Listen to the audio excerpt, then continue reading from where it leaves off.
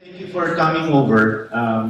Just really wanted to share with the group what has been happening in as far as GK is concerned after Haiyan.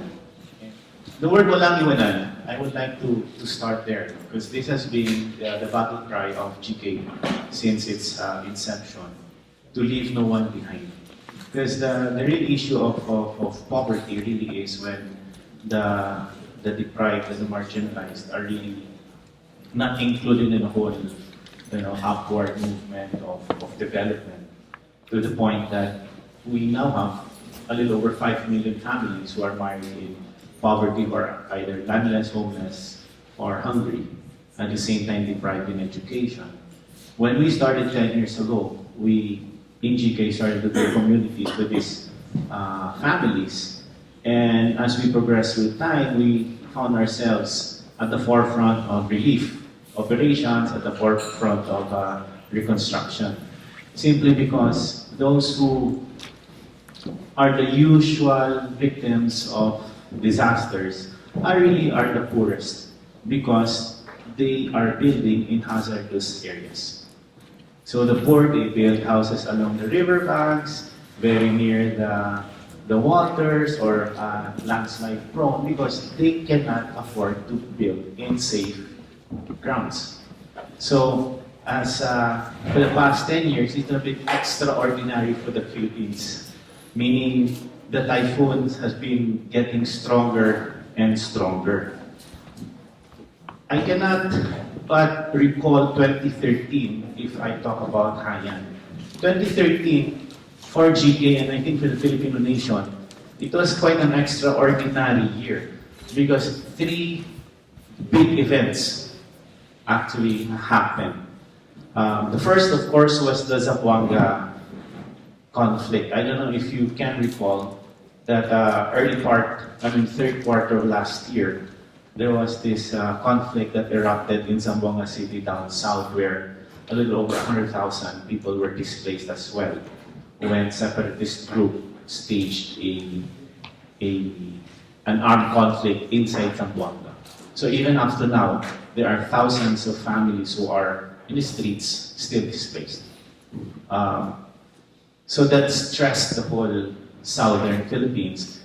And just as the smokes were being addressed, Bohol was hit by this 7.2 earthquake. So GK again was involved. We started to mobilize volunteers and started to raise resources for relief operations and started to reach for the remote areas. In fact, it is only now that we are beginning to build permanent shelters because the issue, it's quite difficult to actually do reconstruction after an earthquake. All the structures are really unstable. So as we were winding down our relief operations in Bohol, and we wanted to shift to reconstruction, bam, Typhoon Haiyan hit us. So, which was widespread. It was not just Tacloban. It was in 8 other provinces in that corridor, from Samar, eastern Samar to Samar, Leyte, and then northern Cebu, and then it went to northern Negros, northern Iloilo, and then exited Palawan. And it almost maintained its strength. So this is how Haiyan looked like from the satellite. In fact, they were telling us that Haiyan was 3 times over stronger than Katrina. And I was reading through some materials. It took the US government 5 days to respond when Katrina happened. Well, I think I can give our volunteers and the rest and other groups in the Philippines because 2 days, 3 days after, people were already operating in the area coming from Cebu. It was quite an experience for us to see the devastation. I haven't seen anything like it. GK has been involved 5 years ago from Ondoy to Sendong to Bofa to Pablo. Almost every year we're hit with this massive typhoon. No? So Haiyan was different. Sendong only hit Cagayan de Oro and Iligan. Pablo only Compostela Valley and Davao Oriental. But Haiyan hit the 8 provinces. And not just the one municipality, 171 municipalities were hit by Typhoon Haiyan. Mostly affected were the fisher folks. So what was the impact? The impact was the houses were totally destroyed. I don't think damage is the word. They were totally destroyed. When I was speaking to this family, a mom, this was in Tanawan, Leyte. So we brought relief, and I was speaking to this, a mother of 2 kids. No? So I said, what happened? She was recalling, and amazingly, she had no more tears. No? So she was telling me, when you cried so much pala, pati yung luha mo nauubos.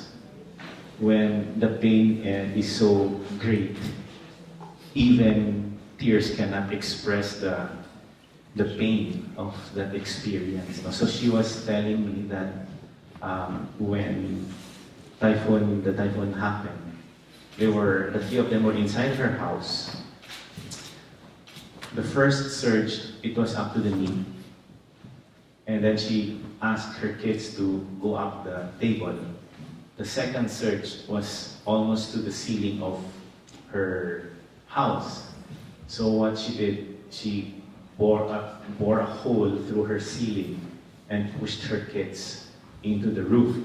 And then the third surge happened. And then it was like washing machine. And it was the longest, the moment of her life. So after that surge, the water brought her out of the house. And when it subsided, her description was, it was like an aquarium where you actually evacuated the water, you see fish. And there were bodies all over. So in just that moment, thousands actually perished. That was how the survivors described it. But then again, Haiyan, I think it was one of those rare moments that really brought the Filipino nation to its core, where people from Luzon, I was in Manila watching CNN, looking at that massive system, and praying to God that, God, don't let this happen. Don't let this hit Manila. But the corollary to that prayer is it hit Visayas. You see? So then it makes you wonder, what is part 2 to that prayer? We were saved, but our brethren, our kababayans in the Visayas were suffering. And so I called people, and then we immediately started mobilizing. We just decided, well, let's be answers to the prayers of the people of the Visayas. Let's be the answer to their prayers now. So we started to mobilize towards the Visayas. But there were a lot of challenges there. Logistics, getting to Ormoc, and then organizing the volunteers. So, and government, I guess they responded, but again, the scale was just too much. Including the mayor, he was a victim.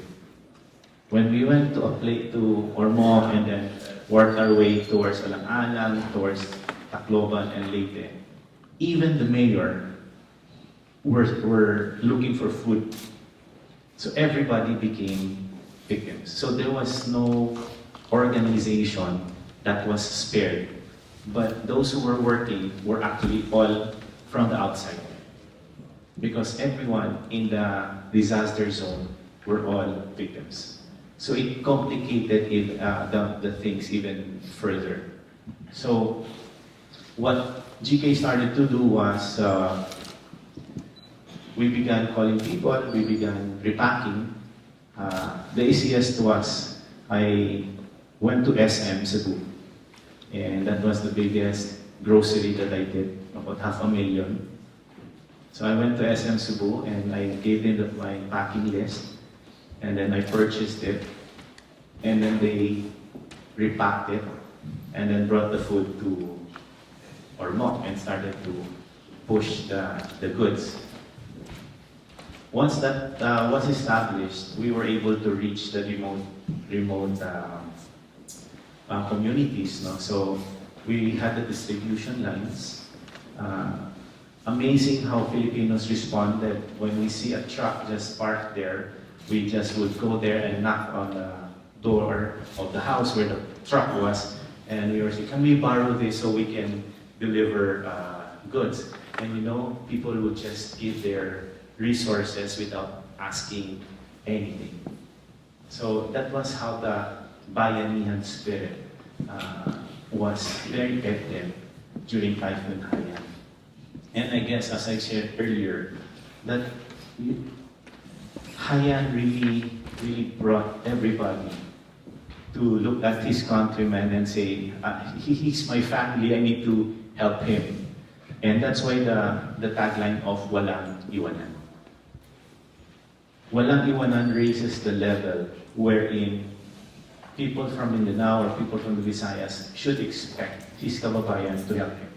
It's not just wishful thinking that, I hope somebody will help us. Haiyan demonstrated that each Filipino should expect that his countryman will extend a helping hand. Expect, not just hope, expect. You see, this is, I think, an exercise of nationhood.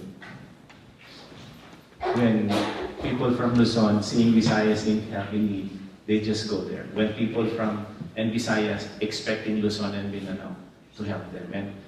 And there was massive response also from Filipinos abroad.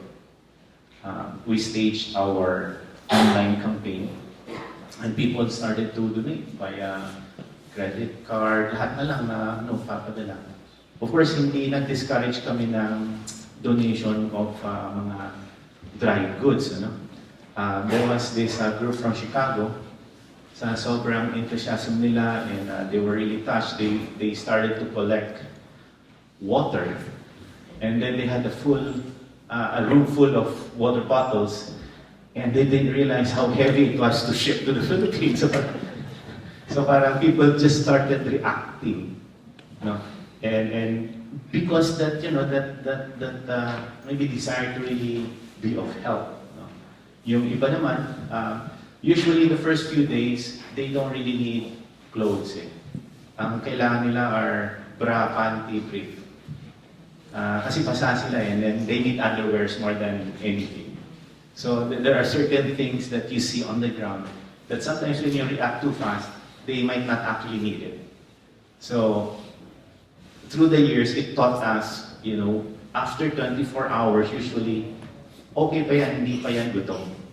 It's like the day after, that's where hunger begins to creep in because there's no food, all the rice are wet. But usually, because there's prior warning, they usually have one meal that they already cook. So they can survive for 1 or 2 meals after the storm. So hindi naman kailangan super panic reaction that you need to send relief agad. But let me share with you the value of that relief, that food pack. That food pack does not just address the hunger, but it is actually a gesture, a message of hope that you're not forgotten. That's how important a food pack is. So it's not just about the rice, the canned goods, and the noodles to address the hunger pang. It is about saying to this victim that, okay lang yan kasi nandito kami. There was this group in GK Kabalawan, in Kabalawan, Tacloban. It took us 3 weeks to reach them. 3 weeks. They were isolated. It took us 3 weeks. So when we finally went into that community, they were so happy, and I thought they were gonna get mad because it took us 3 weeks. But those 3 weeks were really trying to find a way, because the roads were impossible, and we didn't have the right car. unlike the UN, this big organization, they have this big, massive 4x4, and all of this. Pero yung mga Pilipino, ano lang kami, mga naka-tricycle, mga naka-bike. So yun lang yun, ano? That's what we had. Eh. But we were reaching the most remote. No? So finally, we went into that village. They were hugging and they were very happy. And you know, the comment of the community leader was, because we were apologizing that it took us 3 weeks before we were able to reach them. He said, don't worry, we understand, but he was telling us that we just knew that you were gonna come. And that thought, you know, allowed us to be hopeful and strong for the past 3 weeks. More than 60 municipalities that GK operated on. At the end of our relief operations, we distributed close to 300,000 food packs. So these 300,000 food packs were fueled by your donations here in Canada, from the US, from Australia, and of course from local. Corporations and individuals just donated all of those goods. And what we did was we in fact, so Leyte is down south, we had to open repacking centers in Metro Manila because the goods were really from Metro Manila. So once we had repack, we partnered with a logistics company, 40-footer vans, picked up the food and then delivered it.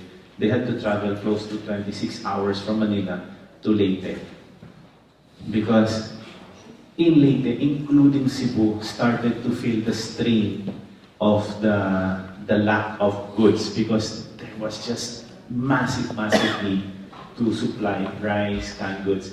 In fact, nagkaroon ng shortage ng mga 555 sardines kasi puro sardinas nangamoy nga daw silang sardinas pagkatapos sabi ng mga biktima ng sardinas na naman. Ayaw na namin ng corned beef. Wow! Hinihindihan na yung corned beef. Gusto namin tuyo naman. Para daing daw, ganyan. So, danggit. Kasi nga, we were feeding them corned beef, sardines, tawag ito, yung ulalang. Yung ulalang, it's a pre-packed food na So, at the end of the day, talagang yung mga bata, ayaw na ng canned goods. So, but that was the only way for us to deliver food that will not stale. So, it was also fun for the volunteers to do relief operations. After the relief, went into reconstruction. Last April 9 to June 12, we organized 1.7 million volunteers, building houses, replanting mangroves, helping refurbish schools. We were able to count this because everybody had to register. So right now, our challenge, in fact, we have a room filled with registration that we need to now encode in our database so that we can begin to communicate back to the volunteers. But it was a very almost impossible dream that we had to mobilize 1 million, but we ended up 1.7 million volunteers. And the importance of the volunteer, again, is about presence. It builds resilience, it builds hope. Because when you're out there isolated, again, it's different when somebody goes there, who's not from there, and starts helping you. And that was the key, if I call, success of GK, by bringing all of these volunteers into the equation of food relief. In fact, we were exporting volunteers already because DSWD, the Department of Social Welfare and Development, they had the goods, but they didn't have the manpower. So when Secretary Suleiman called us, I need volunteers. Okay, how many do you need? We need a handful to repack. So we mobilized, and overnight, she called, I think, Friday. We went there Sunday. In like 3 hours, she thought that the repacking would take 4 days. But because we sent 3,000 people, the whole thing was finished by the end of the day. So that was how volunteers were utilized. And I guess that's a key component when you talk about responding to disaster. In a disaster response, transparency is very important. People are giving funds, and the question the question being asked will be, how did they spend money? Were they able to really bring the goods to where it should go?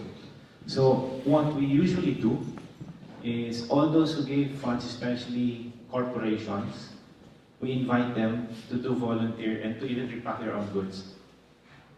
And then they join us from time to time. They, like, for example, Isachi and Thomson Reuters. We would invite employees to join us in our sorties.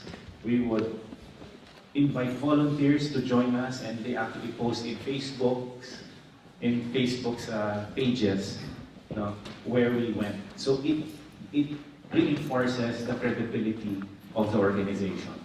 And I guess in the same manner, especially you guys here who donated, you're quite far from the action, and very little news sometimes. I think there's so much good news. There is so much news, but it's not good. It's always bad. That reach the audience. Kasi, I don't know, good news does not sell siguro, I don't know. But sanay sa controversy, sanay sa bad news, but really, if you go through, it's not just GK working hard. There were countless other groups that were really working hard, and I can say they were really heroes. No, it's just that the spotlight was not on us. The spotlight was on people, on personalities, for example, the network news. They just cover their foundations.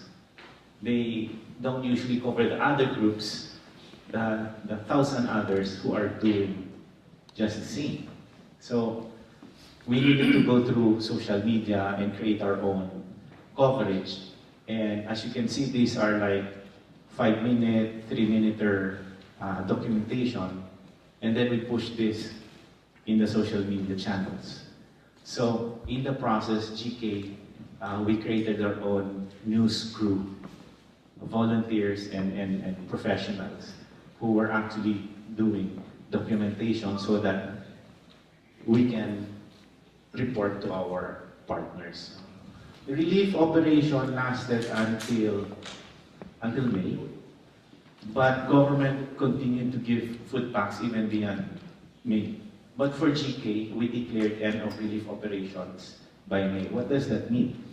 So any donations after we declared relief operations over is going to be used for reconstruction. We will no longer receive funds for relief. So if somebody would like to donate to GK after May, it's going to be used to build houses or to support reconstruction phases. So at present, GK received almost 3,000 houses in donation. I will not tell, the pledges are even bigger, but I will not tell because they're just pledges. No? Pag nagbago yung ihip ng hangin, o nawawala yung pledge. Nagiging na lang, picture taking. So, GK, as GK organization worldwide and locally, we received close to 3,000 houses. Funds good for 3,000 houses. And one house is about 150,000 pesos. Just do the math, please. It's difficult for me to keep on converting. So right now, of the 3,000, we're able to implement 2,111. So that is hats off and cheers to the people on the ground. No? I just hold the mic and cut the reports. But really, let me share with you how we were able to do this. Because most of these houses, we just started around May, June. So it's just a couple of months lang. No? But right after Haiyan, in Leyte and all of those areas, the number one issue for permanent housing was relocation sites. land. Now, where do we relocate those families that were affected, that an area that's safe? Area that's safe, but at the same time, not too far dislocation from their livelihood. No? And then the third one is, it has to be buildable, where it's not like the terrain, the grade. No? Overnight, we had the land because GK for the past 5 years has been doing land banking in this area. Because on normal days, GK builds communities. We don't exist for Haiyan. We exist for a particular purpose, and that is to build communities for the poorest. So when Haiyan happened, even 5 years ago, people were already donating land to GK in these areas. To the point where we were asking ourselves already, what are we going to do with all of this land that was donated to GK? And then boom, Haiyan happened. And then all of a sudden, all of this land that were donated absorbed 3,000 houses. So when other groups, even government, are finding it very difficult to look for land, that's the key delay right now in the government, no? Looking for the suitable area to relocate the families. That's a major cause of delay, looking for that land. In fact, in some of the areas, that's why it's only 2,111, because when we engage the other houses, the land is also an issue. When you start organizing, when you start looking for the land, it usually takes us about a month to finally tie down the agreement on the land. 40 in Palo Leyte, where the Pope will be going, and then another 60 in Leyte Leyte. So you will be in Barangay Kanmamoto, but I think you will be transferred to Barangay, and just beside Kanmamoto, that's Libertad. Well, there are a lot of intervening factors there. Four challenges, no? The site there, sometimes the mayor will say, okay, yes, come on, walang iwanan. Pag nagtrabaho na, naiiwan na kami. Ano ba? After the picture taking, ano nangyari dito kami na lang? Ano ba? GK will fund the house, we build the house, and somebody will take care of the site development.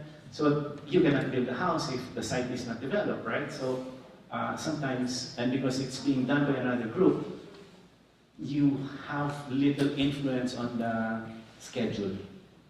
So sometimes that's where the collaboration has to be closely monitored and the handshake has to happen. So that's where the delay sometimes is coming from. Synchronizing the land dev on the house construction. And then of course, the third issue that we need to also manage is local politics. Si Mayor may preference, si Barangay Captain may preference, tapos may preference din yung mga tao sa baba. So, GK has to piece this puzzle together. No? It's, well, maybe because of the track record of GK, and since we're political, we work with everybody, we're able to build convergence, but it's not, we have to go through a process. No? So for the beneficiary selection, usually, the local government units with their municipal social welfare development office will come up with the first list. Meaning, they qualify that this beneficiary, this family, is a typhoon victim. So from that first list, GK works on that list and validates. Are these people, are they poorest, wherein they do not have the capacity to build back? So then they enroll to the GK program. So, but the first list, so that you know, comes from the local government unit certifying that these people have been, are victims. So if somebody approaches GK, we usually tell them, you go to that office and have yourself listed. If there's politics between that point to that point, we usually facilitate and manage the issue. So the houses that you see in the photos, while they're nice, the process behind that is really where heroism happens. No, that is the reality on the ground. But through that, so what day is today? November. From May to today, we are in process of 2,111 houses. So I think we've done something extraordinary, especially the volunteers. Now, we've already turned over in many areas. These are houses that are being occupied now, a little over 700 of them, well, close to 698 or 89 are already turned over. So, I think we're going to be in the Guinness Book of World Records. So ito naman ang design ng houses natin are what they call typhoon resilient design. If you notice the photos, you don't see the roofs anymore. So we actually, there is some innovation in the design. Because when we started with GK, the design was about 160 kilometers per hour sustained gustiness in terms of structural strength. When Sendong happened, they increased that to 180. So we redesigned na naman the superstructure. When Haiyan happened, government is the prescription is 240 to 260 sustained. So that is why we started with the cost of a house from 90,000 to 110 to 120. Now it's 150 because largely of the redesign of the structure. And if you notice, we are no longer building single detached, we are building row houses. Because when you build row houses, it strengthens the whole thing. You know, so, and then, because there's very little land, and we need to build more houses, so we need to increase the density, so row housing can be solved, can mitigate that issue. So we're building this kind of houses. And of course, the trademark of GK, the colorful houses. No? We will rate color, we call it colors of hope. Pero sa mga villagers, pag tinanong mo, saan po yung bahay mo, Manong? Depende po kung saan ka nakatingin. Kung dito po, pink. Kung dito sa kabila, blue. Saan mo dyan? Pag depende po kung saan po kayo nakatingin. Kasi kung dito po, pink. Sa kabila naman, blue. So, walang, kaya parang technicolor, no? One, and big mga major partners ng GK is this is the first time in the history of both GK and Australia, and even I think in the Philippines, where a foreign government actually partnered with the local NGOs. Despite the context of yung mga napolis issues, yung the corruption issue, the Department of Foreign Affairs and Trade of Australia actually invited GK and they gave us $1 million to build houses in Palolinte. So we have executed that already. I was with the ambassador a few weeks ago. The GDP shop will be visiting. So that interaction is really something that we Filipinos should be proud of. No? Pero mo yung gobyerno ng Australia ay nakikitrabaho sa isang organic local NGO na Pinoy. It deserves something na parang wow, it brings so much pride as well, no, that we are doing that. And of course, foreign corporations like Citigroup from New York, I met the chairman of Citigroup, went there, they granted us with some funds. Ano bang next? Okay, I will reserve that for last because we'll do a short open forum and then I'll move it forward kasi this is what GK will be doing after Haiyan and a continuing reconstruction phase. GK is going to be involved in the next couple of years in disaster preparedness. And our formula for disaster preparedness is prepare for relief when disaster happens by building communities and maintaining the volunteer network. 2, continue with the reconstruction. And third, engaged relocation. So that even before disaster happens, we should be relocating families so that we can prevent loss of lives.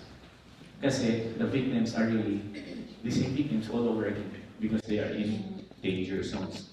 So that is where GK will be bringing this whole campaign. And again, we will be looking at partners and groups and institutions. For example, for relief, I think whether we like it or not, Haiyan, something like Haiyan will eventually happen. Yes. Just before the 1 year of Haiyan, if you look at in CNN, there was almost a Haiyan category that entered the Philippines, but only it went towards Japan. It actually entered the Philippine area of responsibility. It was as massive as Haiyan, but we were just so lucky and blessed that it went to Japan. So it was not even 1 year. Not even 1 year. And Haiyan, the first category like Haiyan in recorded history was about 120 years ago. The first one. Close to Haiyan, but not as strong as Haiyan. Same area, Tacloban. The second one was 100 years after. The third one, which is Haiyan, is only 20 years after.